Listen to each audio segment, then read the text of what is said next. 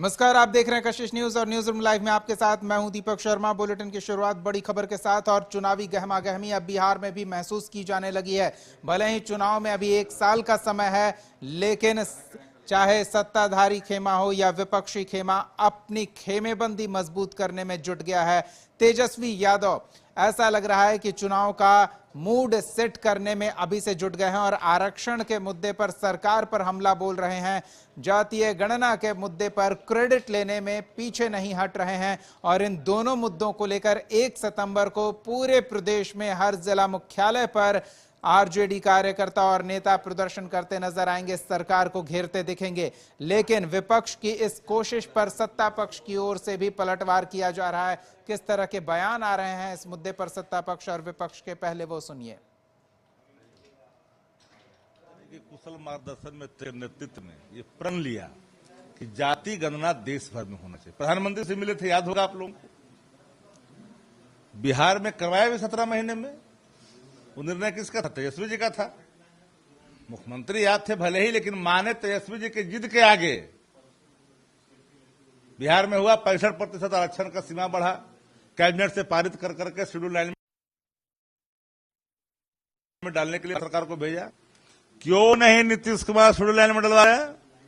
आरक्षण विरोधी भारतीय जनता पार्टी के साथ आरक्षण विरोधी चेहरा लेकर के नीतीश कुमार पीछे पीछे गलबैया में लाए हुए हैं। ये सब इन लोगों को चिंता तभी आता है जब ये लोग विपक्ष में हो जाते हैं। सरकार में जब रहते हैं, सरकार के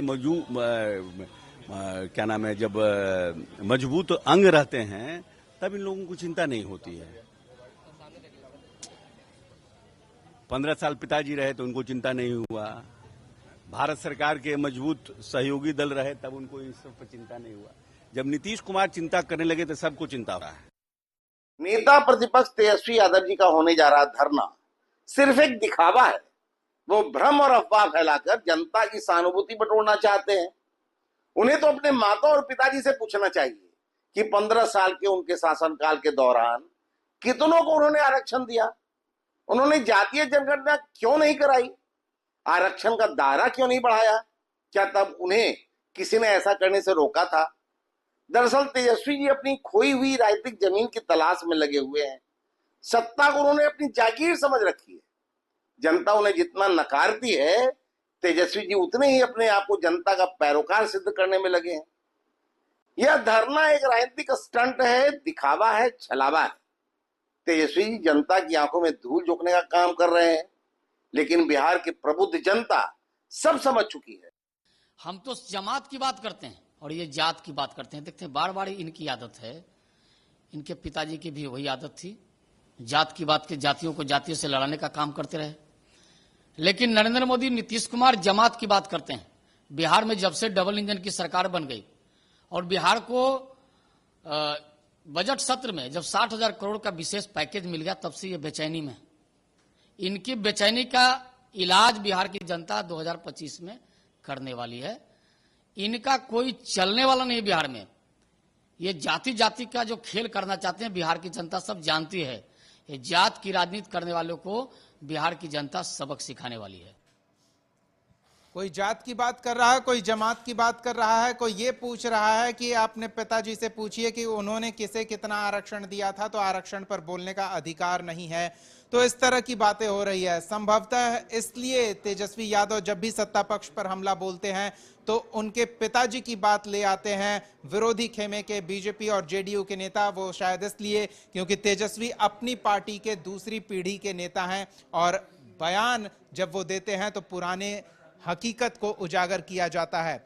जात और जमात की बात हो रही है, आरक्षण की बात हो रही है और अभी से पूरे राज्यव्यापी प्रदर्शन में आरजेडी जुटने वाली है। क्या लगता है कि ये चुनावी टोन सेट करने की कोशिश है? जी देखिए, तेजस्वी यादव अब चुनावी मोड में जाना चाहते हैं, चूंकि उनका एक ऐलान भी था कि 15 अगस्त के बाद वो बिहार दौरा पे जा रहे हैं, लेकिन वो शायद किसी कारणवश नहीं हो पा रहा है। तो उस स्थिति में वो धरना से अपना बिहार में आगाज करना चाहते हैं। लेकिन एक चीज़ बता दें आपको दीपक जी कि जातीय गणना पूरे देश स्तर पे कराने की इनकी जो मांग है, और ये अपने मैंने पाले में ये गेंद डालना चाहता है कि हमने बिहार में जातीय गणना करवाया। तो इसका इतिहास थोड़ा सा हम बता देना चाहते हैं अपने दर्शकों को। जब जातीय गणना की बात आई थी तो उस समय बिहार में एनडीए की सरकार थी, भाजपा के वित्त मंत्री हुआ करते थे तारकिशोर प्रसाद, उन्होंने वो फंडिंग किया था, उसी समय निर्णय हुआ था। वो फंडिंग नहीं है, उन्होंने वो फंडिंग किया था, ऐसा लग रहा है अपनी जेब से वो पैसा दे रहे मंत्री रहते हुए मैंने वो फंड, बीजेपी को क्रेडिट जाता है, ये देख सकते हैं। हाँ, ये यही भाई मैंने वित्त मंत्री रहते हुए फंडिंग किया था, मैंने ये लाइन लिया था। तो वो तो भंजाएंगे, लेकिन ये भंजा रहे हैं कि हमने जातीय गणना कराया, हमने सामने लाया। तो ठीक है, जाएं ये। लेकिन आपको याद है लोकसभा चुनाव, इनके एक दोस्त हैं राहुल गांधी, उन्होंने हर मंच से, कोई मंच ऐसा बता दीजिए जिस मंच से उन्होंने ना कहा हो कि हमारी सरकार आएगी तो सबसे पहले जातीय गणना होगी। अभी भी कहते रहते हैं। तो क्या हश्र हुआ? वो सेट कर रहे हैं, ठीक है, उनकी मंशा क्या है वो जानते हैं, उनको क्या इसका लाभ मिलेगा वो जानते हैं।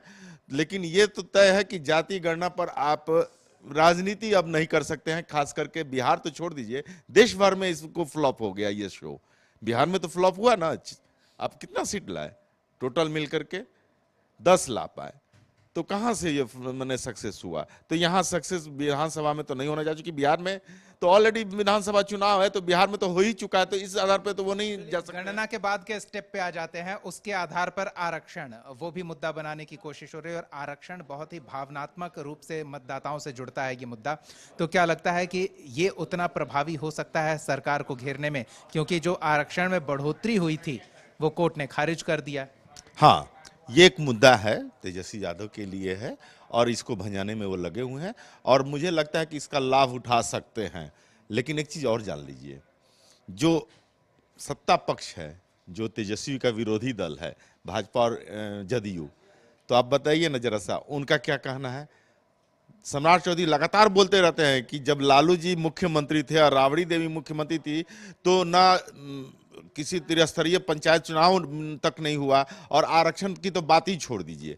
तो आरक्षण आपको देना था तो उस समय भी दिलवा दिए रहते, तो ये लड़ाई लड़ने आपके लिए फायदेमंद होता। लेकिन फिर भी इन्होंने चुनाव का एक मुद्दा सेट किया है, इस मुद्दे पर ये आगे बढ़ रहे हैं।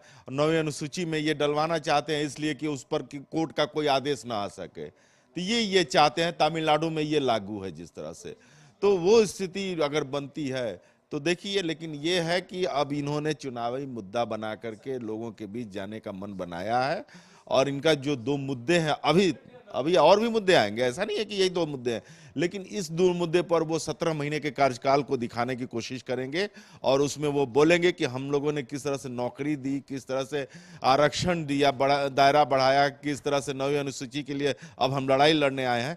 ये उनका मुद्दा रहेगा, और इस मुद्दे पर वो आगे बढ़ेंगे। अब आगे जनता जनार्दन मालिक है लोग विधानसभा चुनाव में, तो वो आगे तय होगा। और अभी तो विपक्ष, खास करके तेजस्वी यादव एकजुट नहीं हो पाया है विपक्ष का, सारे के लोगों का अलग अलग कार्यक्रम चल रहा है। एक साथ इन लोगों को आना चाहिए, तब वो दमदार विपक्ष के रूप में एनडीए गवर्नमेंट के लिए सरदर्द बन सकते हैं। नहीं तो ऐसे अलग अलग राग अलापने से विपक्ष एकता नहीं होगी, और विपक्ष एकता नहीं होगी तो बिहार में एनडीए की सरकार कंटिन्यू कर सकती है मेरे हिसाब से। चलिए, बहुत बहुत धन्यवाद राजीव इस तमाम बातचीत और जानकारी के लिए। तो बहुत ही गंभीर विषय तेजस्वी यादव लेकर सरकार को घेरने की कोशिश कर रहे हैं, और फिलहाल संगठन को सक्रिय किया जा रहा है। इस बात की संभावना भी हमारे सहयोगी राजीव देख रहे थे कि उन्होंने जो बिहार के प्रस्तावित यात्रा का जिक्र किया था, उस यात्रा को लेकर अलग अलग जिला स्तर पर संगठन कितना तैयार है, इसकी भी जानकारी इस प्रदर्शन के माध्यम से हो जाएगी, जो 1 सितंबर को सभी जिला मुख्यालयों में आरजेडी की ओर से दिया जाएगा, आरक्षण और जातीय गणना के मुद्दों को लेकर।